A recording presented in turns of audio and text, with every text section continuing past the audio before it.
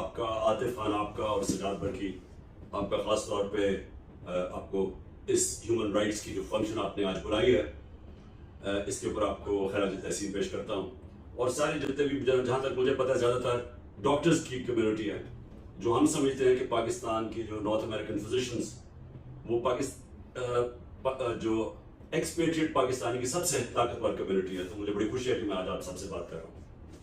अच्छा जी, मैं आपके सामने बस ब्रीफली रखता हूँ कि सिचुएशन है क्या पाकिस्तान में। वो आप सुनते होंगे कि डिफाइनिंग मोमेंट्स एक मुल्क के से गुजर रहा है, ये वो डिफाइनिंग मोमेंट है पाकिस्तान का। मैंने अपनी सारी जिंदगी पाकिस्तान के साथ ही बड़ा हुआ हूँ, लेकिन मैंने कभी इस तरह का मुल्क में सिचुएशन नहीं देखा।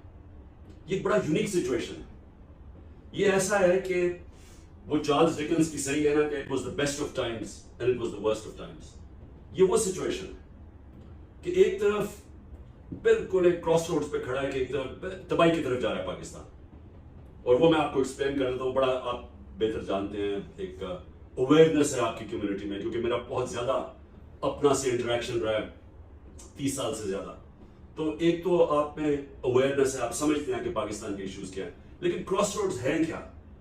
यानी वो जब एक मुल्क उधर आके खड़ा हो जाता है कि एक तरफ तबाही है, एक हम डिक्टेटरशिप की तरफ जा रहे हैं, टोटल जंगल का कानून, कोई राइट्स नहीं, किसी किस्म का इस वक्त इंसानियत ही नहीं, ह्यूमैनिटी नहीं।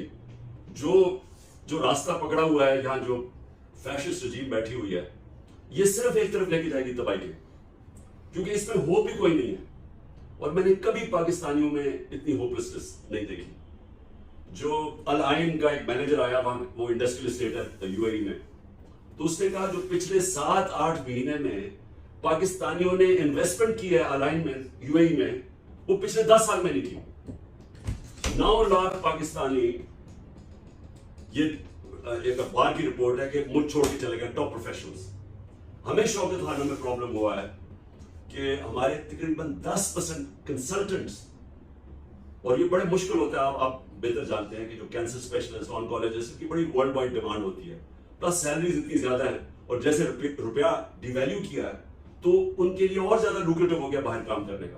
पहले 3-3, 4-4 गुना ज्यादा तनख्वाह है, तो रुपए के गिरने से और ज्यादा लुक्रेटिव हो गया। तो 10% हमारे कंसल्टेंट्स छोड़ के जा रहे हैं, और ये हर जगह हो रहा है जिधर प्रोफेशनल्स है, क्योंकि होपलेसनेस है कि एक तरफ एक आदमी फैसला करता है बंद कमरे के अंदर अपने थोड़े से लोगों के साथ कि इमरान खान बड़ा खतरनाक है तो उसकी गवर्नमेंट गिरा दो। चले जी, बड़ा खतरनाक है, गवर्नमेंट गिरा दी, लेकिन इस मुल्क के नामवर डाकुओं को और मुजरिमों को उठा के ऊपर लाके बैठा देता है, जो 30 साल से साबित एक दूसरे को जो चोर कह रहे थे, जिनके ऊपर बाहर मजबूर है उनकी चोरी के।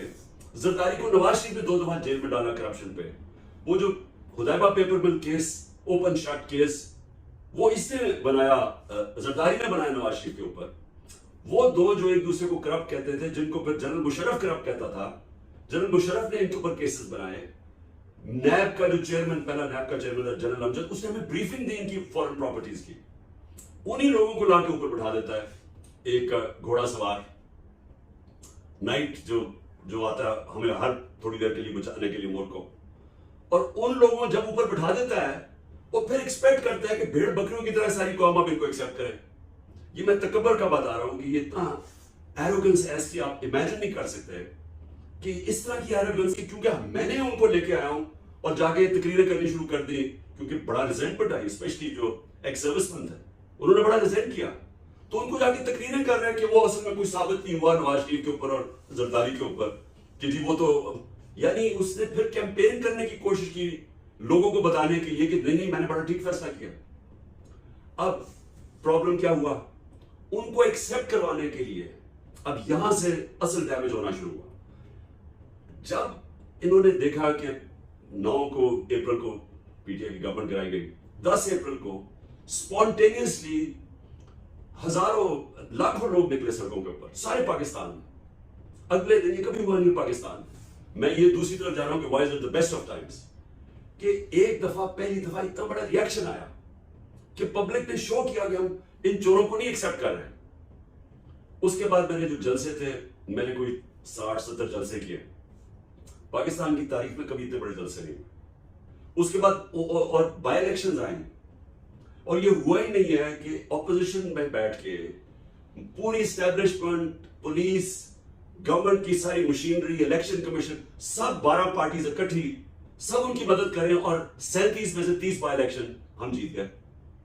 अब जब ये अब अकल तो ये कहती है, जब आपको पता चल गया कि आपने गलती की है और पब्लिक आके खड़ी हो गई है पार्टी के साथ, ज्यादातर इसलिए कि इनकी शक्लें जब देखी कि फिर से उनको ऊपर इंपोज करने लगे हैं, तो कोर्स करेक्शन होना चाहिए था।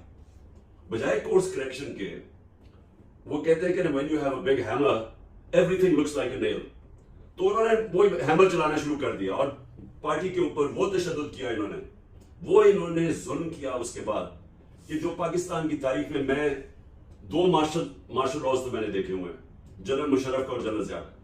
जनरल मुशर्रफ का मार्शल लॉ तो लिबरल था, इससे तो आप कंपेयर ही नहीं कर सकते कि जो ये हुआ, ये जो अब हुआ हमारे साथ पिछले 14 महीने में। जनरल मुशर्रफ का, क्योंकि मैं ऑपोजिशन में था, वो तो लिबरल था, तो उसमें तो हमें खुली इजाजत थी, हम टीवी पे जाते थे, पार्लियामेंट में बोलते थे। कभी कोई काली वीगो का डाला रात पे 3 बजे आके आपके घर के अंदर भी घुसता था और आपको उठा के मारता नहीं था। और इनको जो खास एक ये ह्यूमिलिएट करने के लिए लोगों को नंगा करते थे, नंगा करके उनको ह्यूमिलिएट करते थे, मारते थे, टॉर्चर करते थे।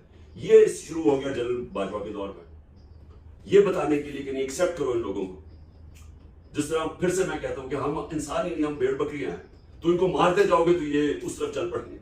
सो इन्होंने ये फिर किया, हर किस्म का क्लैम्प डाउन जो कि 25 में पिछले साल शुरू किया। हम लॉन्ग मार्च कर रहे थे, 3 लॉन्ग मार्चेस इन्होंने किए, हमने किसी को रोका ही नहीं। उससे 2 दिन पहले इन्होंने घरों में घुसे, रात के हजारों घरों में घुसे, इन्होंने लोगों को उठा लिया, उनको टेरराइज किया। हम सब शॉक में चले गए कि ये क्या हुआ है। और इन्होंने समझा कि इतना इनके ऊपर, और फिर उसके बाद जो जब लोग निकले 25 मई को, इन्होंने इतनी टेयर गैस शेलिंग की और जो जुल्म किया और लोगों को मारा, जिस तरह पैलेट गन्स इस्तेमाल की। तो इनका ख्याल था कि ये एक बड़े सॉफ्ट से लोग हैं, मम्मी डैडी क्राउड है, बर्गर क्राउड जिसको कहते हैं, ये चुप करके बैठ जाएंगे घरों में। लेकिन वो पार्टी उसके बाद भी आगे बढ़ती गई, तो इनकी सख्ती भी बढ़ती गई। और फिर ये खास एक आदमी को लेके आए जिसकी काउंटर टेररिज्म के अंदर एक्सपर्टीज थी, जिसने एक सूबे में बड़ा जुल्म किया हुआ था, जिसने बड़ी नफरतें मुल्क के खिलाफ करवाई थी अपनी हरकतों से, अपने कस्टोडियल टॉर्चर से। उसको लेके आया और उसने हमें, जिस तरह के हम कोई बाहर के टेररिस्ट है, उसने हमारे पर वो शुरू कर दिया, जिसमें शहबाज गिल को टॉर्चर किया। पहला वो हमें शॉक मिला, उसको यानी उसको जिस तरह ह्यूमिलिएट किया और 2 दिन रखा और उसको मारा। फिर आजम स्वाति, उसने सिर्फ एक ट्वीट की कि thank you general Bajwa for NRO2। उस ट्वीट के ऊपर बच्चों के सामने, और यानी उसके जो ग्रैंड चिल्ड्रन थे और बीवी के सामने, सुबह के 3 बजे कोई 30-40 लोग घुस गए, उसके सबके सामने मारा उसको। और उसके बाद फिर उसको लेके गए और फिर उसको वो नामालूम अफराद ने नंगा करके फिर उसको टॉर्चर किया और मारा।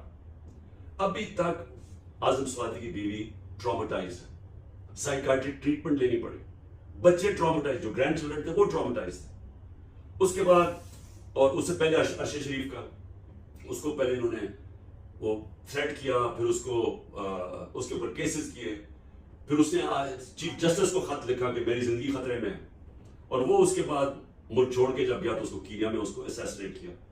फिर इन्होंने मेरे ऊपर अटेम्प्ट किया 3 नवंबर को, क्योंकि पार्टी और पॉपुलर होती, जो ये करते थे वो और ज्यादा पार्टी ऊपर जा रही थी।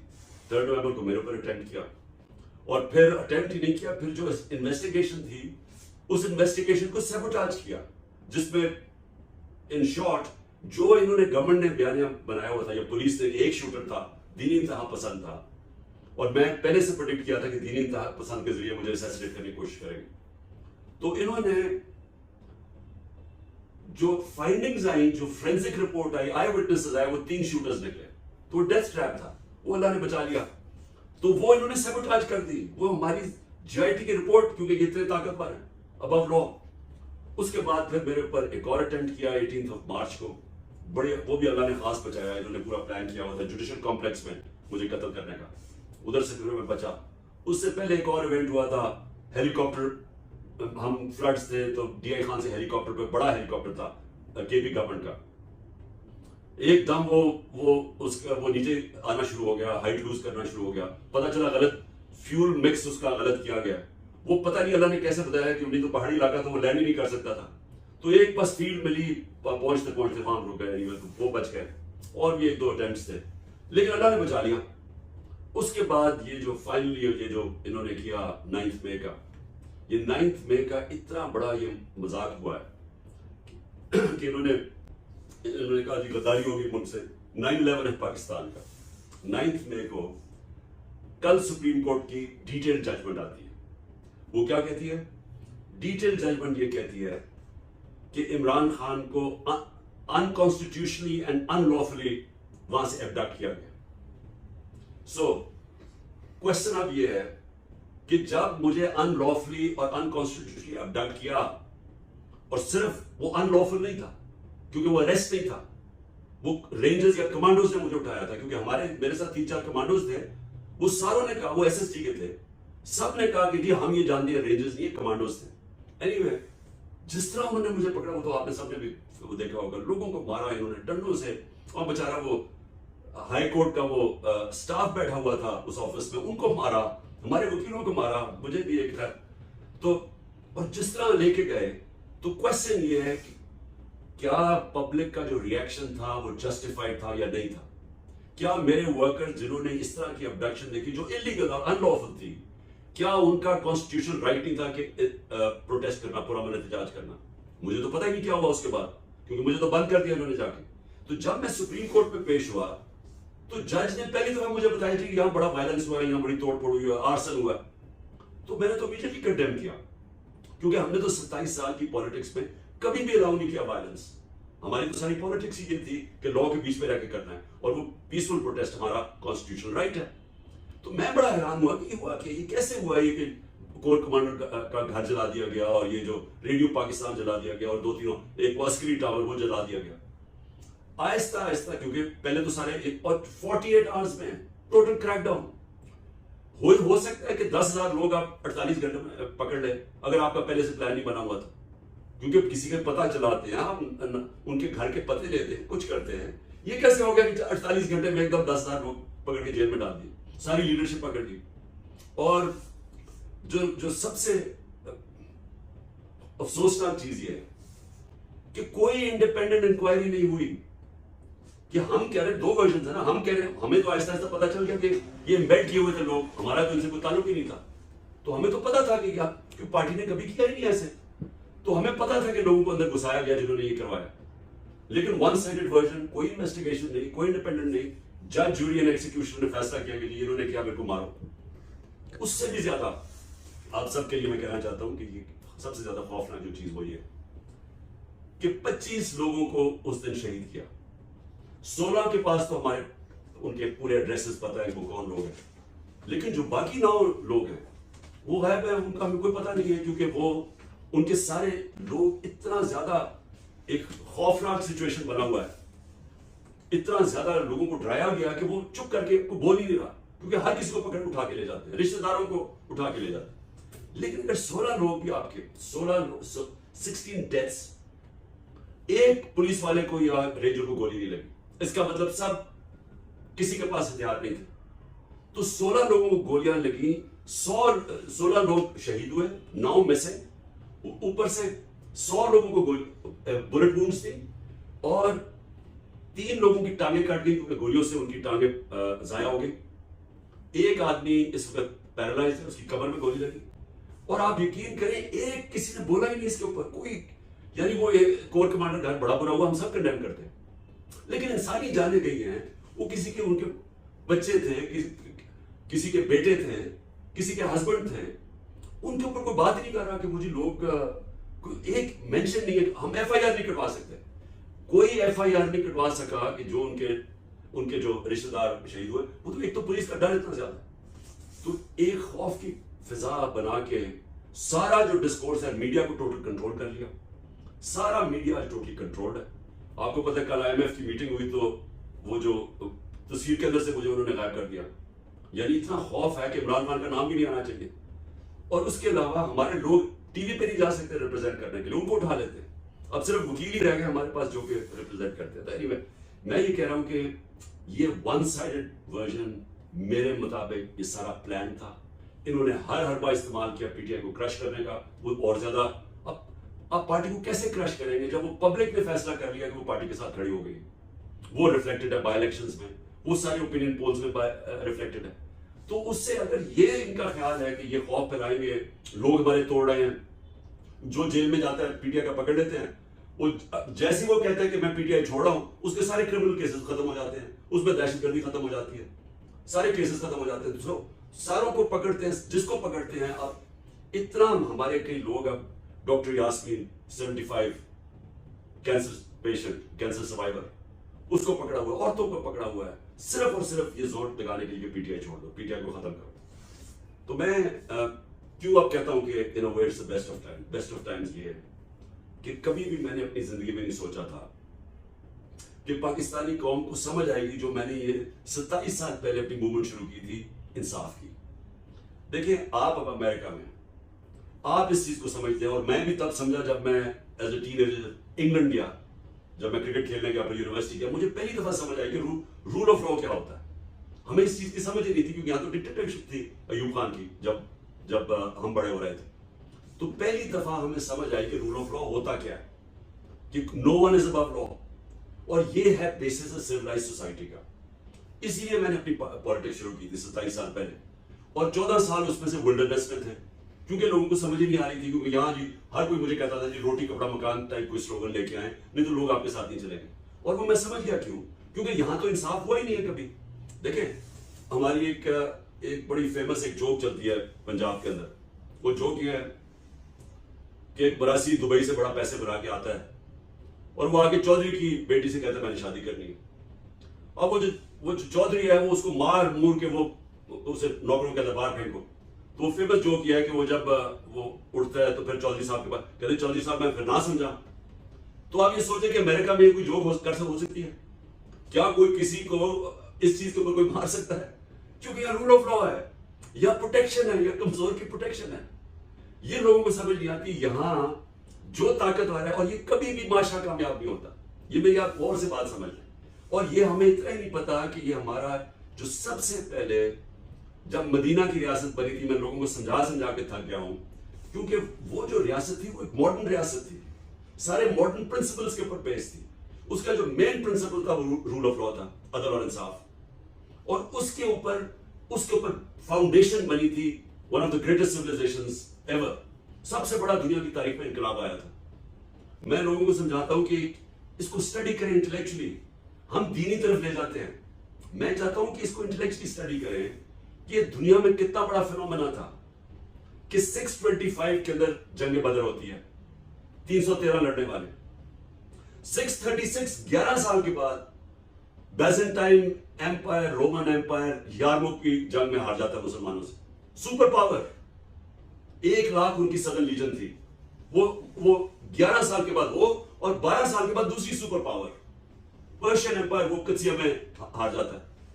ये जो फिनोमेना है, इसको जब तक हम सही मायने में स्टडी नहीं करेंगे, हमें समझ नहीं आएगी कि क्यों अल्लाह कुरान में कहता है कि नबी की सुन्नत पे चलो।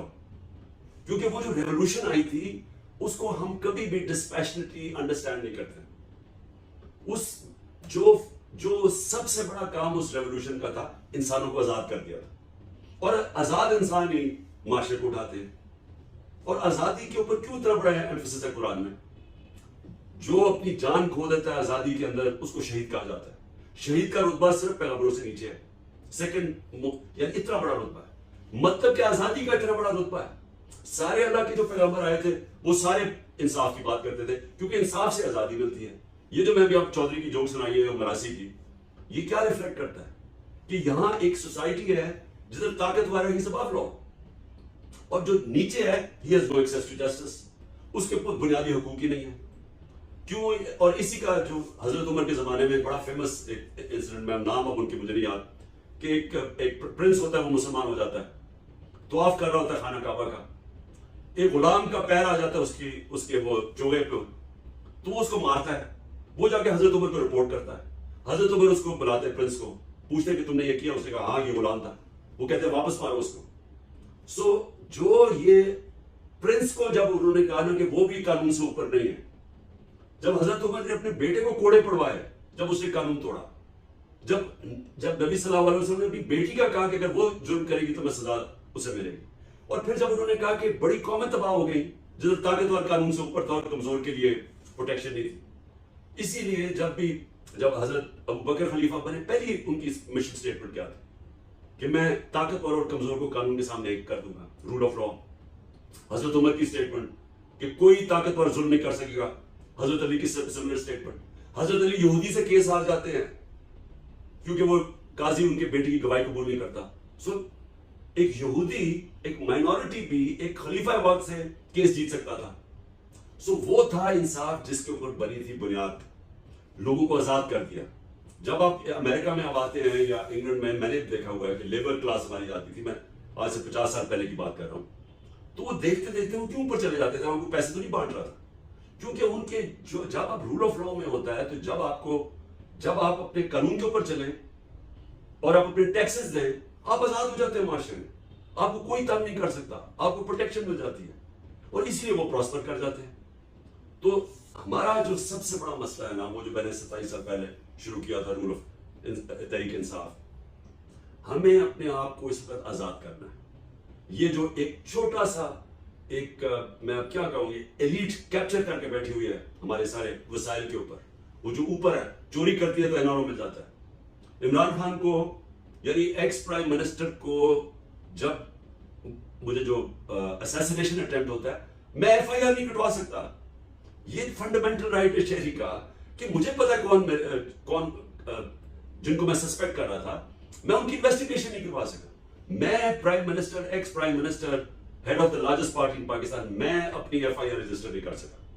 और मेरे ऊपर क्योंकि ताकतवर मेरे खिलाफ है, अब तक 180 एफआईआर हो चुकी है। 180 यानी ये वर्ल्ड रिकॉर्ड होगा एफआईआर का कि 70 साल की उम्र तक एक एफआईआर नहीं, और सिर्फ इतने टाइम के ऊपर 180 एफआईआर और हर रोज ऐड होती है नहीं। सो ये होता है जब रूल ऑफ लॉ नहीं होता, और ये माशरे कभी उठ नहीं सकते। सबसे बड़ा प्रॉब्लम ये है कि यहाँ इन्वेस्टमेंट नहीं आती, ये खुशहाल ही नहीं होते माशरे। एक टेबल सिर्फ ये देख लें कि जो दुनिया के 140 मुल्क हैं, उनमें ये देख लें कि जो रूल ऑफ लॉ इंडेक्स पे टॉप 15 पे हैं, और वो देख लें जो बॉटम 15 पे।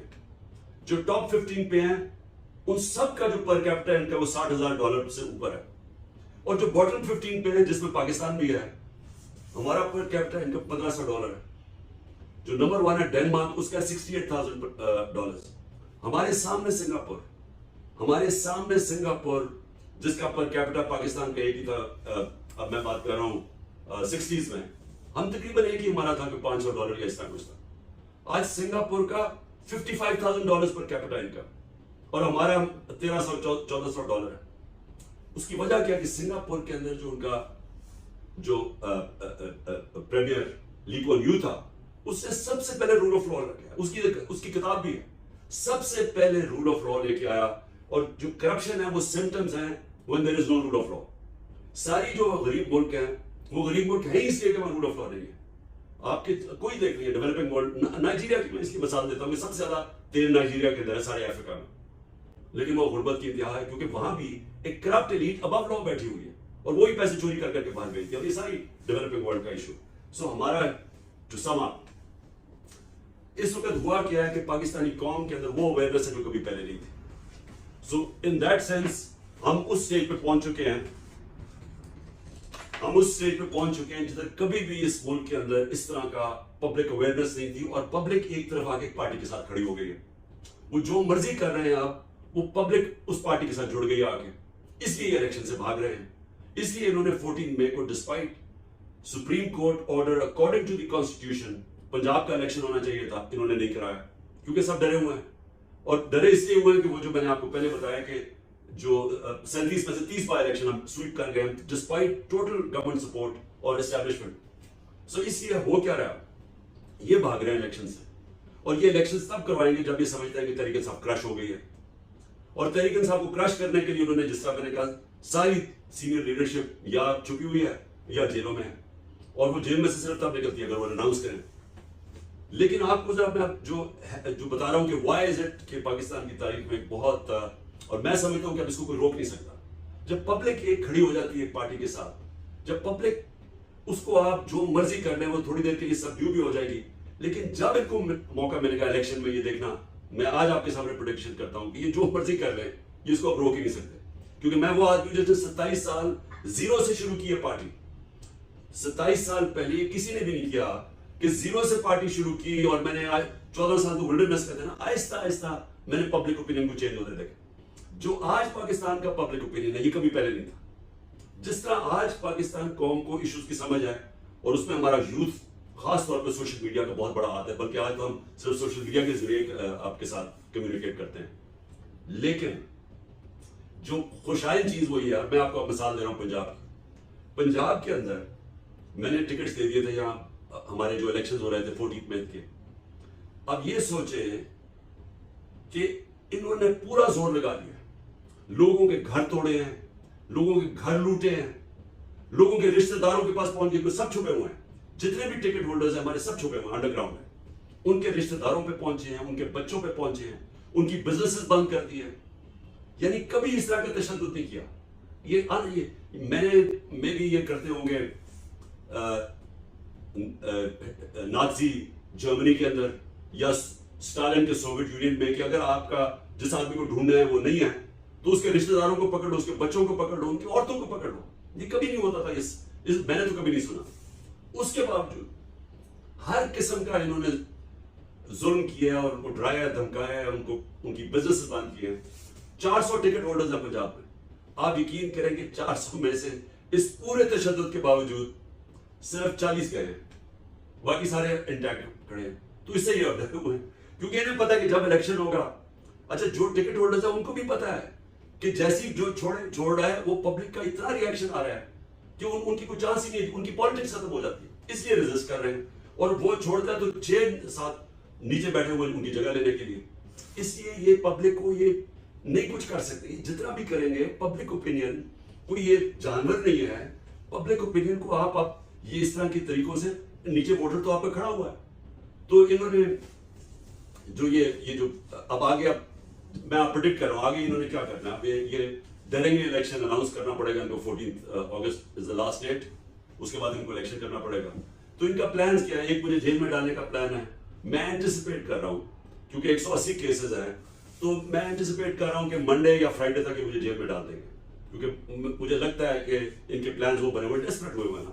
वो केस ही कोई ऐसा नहीं है अब तक जो वो अदालत में जाता है, वो केस ही सारे बोगस केसेस हैं, लेकिन इतने ज्यादा किए हुए हैं और इन्होंने थोड़ा मैनेज किया हुआ। मैं समझता हूं कि अच्छा, मैं जेल में चला गया, ये डिस्क्वालीफाई करने की कोशिश करेंगे, एक जज इनकी पूरी मदद कर रहा है इस वक्त, तो वो दूसरी चीज है। लेकिन इससे क्या फर्क पड़ जाएगा? डिस्क्वालीफाई करेंगे, जेल में भी डाल देंगे, तो इलेक्शन में तो पार्टी को कैसे, वोटर को कैसे रोकेंगे? तो मेरी प्रेडिक्शन ये है कि जो भी करें, ये उस स्टेज पे पहुंच गए कि जीत नहीं सकते। लेकिन इन्होंने इलेक्शन डिले करने की कोशिश कर रही है, और इसके लिए जो मैं कह रहा हूं ना कि ये ब्लाइंड एले की तरफ आप जा रहे हैं। जितना भी आप ये डेमोक्रेसी का कत्ल करेंगे, पार्टी को डिसमेंटल करने की कोशिश कर रहे हैं, और हर पे इस्तेमाल करेंगे, ये सिर्फ तब उस एक्सटेंट पे चले जाएंगे कि इलेक्शन भी फार्सिकल हो जाएंगे, और वो बजाय इलेक्शन स्टेबिलिटी लाने के और डिस्टेबलाइज कर देंगे मुल्क को। और IMF के साथ जो मैंने कल बात की थी, और वो समझते हैं इस चीज को कि जब तक पॉलिटिकल स्टेबिलिटी ना है, इकोनॉमी तो स्टेबलाइज कर ही नहीं सकती। और इकोनॉमी तब स्टेबलाइज करती है जब एक प्रेडिक्टेबिलिटी हो एक सिस्टम में, रूल ऑफ लॉ हो, लोगों को ये पता चले कि अभी 5 साल तक ये एक पार्टी है, इसके ये प्रोग्राम है, इसका ये इकोनॉमिक पॉलिसीज हैं। और ये जो सबसे इंपॉर्टेंट पाकिस्तान में चीज है, कॉन्ट्रैक्ट एनफोर्समेंट एंड जो जुडिशियल सिस्टम के अंदर ट्रस्ट हो इन्वेस्टर का, वो तो सिर्फ तब आ सकता है कि तगड़ी हुकूमत पब्लिक मैंडेट से आए जो कि इंपोज करे रूल ऑफ लॉ। अब मैं ये आखिर में से कह रहा हूं, क्योंकि आप पाकिस्तान की, जिस तरह मैं क्या, बड़ी वो कम्युनिटी है जो पावरफुल भी है, और ज्यादा आप इन्फ्लुएंस कर सकते हैं US के अंदर पॉलिसी को, अगर आप थोड़ा और यूनाइट कर जाएं। लेकिन एक प्रॉब्लम हमारी जीन्स में है कि पाकिस्तानी इसको यूनाइट करना आसान काम नहीं है, क्योंकि मैं तो क्रिकेट के जमाने से जानता हूं। जब मैं पहली दफा 18 साल का था, टीम के अंदर आया, तो मैंने 14 की स्क्वाड के अंदर 3 टीमें देखी बजाय एक टीम के। तो फिर मैंने रियलाइज किया हमारी जीन्स में कोई इशू है। तो मैं हमेशा ये प्रॉब्लम यूनाइट करने का हमें मुश्किल होता है, लेकिन अगर आपकी कम्युनिटी यहाँ अमेरिका में यूनाइट कर जाए, ये बहुत पावरफुल वॉइस बन सकती है। ये जिस तरह इंडियन कम्युनिटी, खैर इंडियन तो इस वक्त हमारे से बदकिस्मती से बहुत आगे निकल गए हैं, लेकिन हम अगर यहाँ यूनाइट करते हैं तो इसका इम्पैक्ट बड़ा पड़ सकता है। लेकिन मेरा जो नजर में है कि जो सबसे हमें फायदा है, जो मैं इन्विजिट कर रहा हूँ कि इंशाल्लाह अल्लाह ने मौका दिया तो हम कैसे निकलेंगे। हमारा सबसे बड़ा क्राइसिस है कि हमारे पास डॉलर्स की कमी है, हमारे रिजर्व्स कम है, हम डॉलर इनकम कभी भी किसी ने एक्सपोर्ट्स पे जोर नहीं लगाया। तो मैं जो आगे फोर्सी करता हूँ कि हमारा जो 10 मिलियन ओवरसीज पाकिस्तानी है, इनकी ये है हमारा फ्यूचर, जिनकी वजह से पाकिस्तान अपना किक स्टार्ट करेगा अपनी इकोनॉमी को। और वो तब करेगा जब हम इनको पाकिस्तान के जो सिस्टम है, जो पाकिस्तान का जुडिशियल जस्टिस सिस्टम है, उसके ऊपर जब एतमाद होगा। क्योंकि अभी तो ये हाल है कि अगर कोई एक प्लॉट ही लेता है तो उसके ऊपर कब्जा हो जाता है और वो बेचारे के पास कोई, मैंने तो देखा हुआ ना ये हालात क्या, हमने तो खैर बड़ी कोशिश की थी स्पेशल कोर्ट्स बनाने की ओवरसीज पाकिस्तानीज के लिए, लेकिन अगर प्लॉट जैसी चीज के ऊपर कब्जा हो जाता है तो कौन इंडस्ट्री में इन्वेस्ट करेगा, कौन सरमायाकारी करेगा। और ये हमारा सबसे बड़ा आदमी है हमारे सिस्टम के अंदर। जिस तरह मैंने कहा, पाकिस्तान डेनमार्क नंबर 1 है रूल ऑफ लॉ इंडेक्स में, Pakistan out of 140 countries is 129th, and that was before the crackdown. जो क्रैकडाउन किया अब तो बिल्कुल ही रूल ऑफ लॉ खत्म हो गया ना, अब तो लॉ ऑफ द जंगल है पाकिस्तान में। लेकिन इससे पहले 140 में पाकिस्तान का नंबर 129 था। 129 आपका नंबर रूल ऑफ लॉ में हो, आप इन्वेस्टमेंट अट्रैक्ट कर ही नहीं सकते। जो इन्वेस्टर है वो घबराता है, उसका पैसा है वो सेविंग्स इकट्ठी करता है। मैं बड़े बड़े इन्वेस्टर्स की बात नहीं कर रहा, मैं जो स्मॉल और मीडियम इंडस्ट्री जो बैकबोन होती है एक मुल्क की, वो जो पैसे कमाते हैं बाहर, वो फिर जाके उनका शौक होता है पाकिस्तान में इन्वेस्ट करें, उनका इतना बुरा एक्सपीरियंस होता है क्योंकि यहाँ फ्रॉड हो जाता है, उनके पास कोई रास्ता नहीं होता, वो दुबई में जाके इन्वेस्ट कर देते हैं जिस सिस्टम को वो ट्रस्ट करते हैं। तो मेरी कंटेंशन ये है कि अगर जब एक गवर्नमेंट आए पब्लिक मैंडेट से, वो सबसे पहले रूल ऑफ लॉ पाकिस्तान में इंपोज करे, जिस तरह ली कुआन यू ने सिंगापुर में किया था, जिस तरह महातिर मोहम्मद ने मलेशिया में किया था। मलेशिया में भी बड़ी करप्शन थी। महातिर की अचीवमेंट ये थी कि उसने कॉन्फिडेंस दिया लोगों को उस सिस्टम के अंदर, जिसमें फिर इन्वेस्टमेंट आनी शुरू हुई। हमारा पास तो जिस तरह मैंने कहा 10 मिलियन ओवरसीज पाकिस्तानी हैं, जैसे ही हम अपना सिस्टम ठीक करें तो इस मुल्क में इन्वेस्टमेंट आनी शुरू होगी, तो जिसमें आप लोगों का बहुत बड़ा इंशाल्लाह हाथ होगा।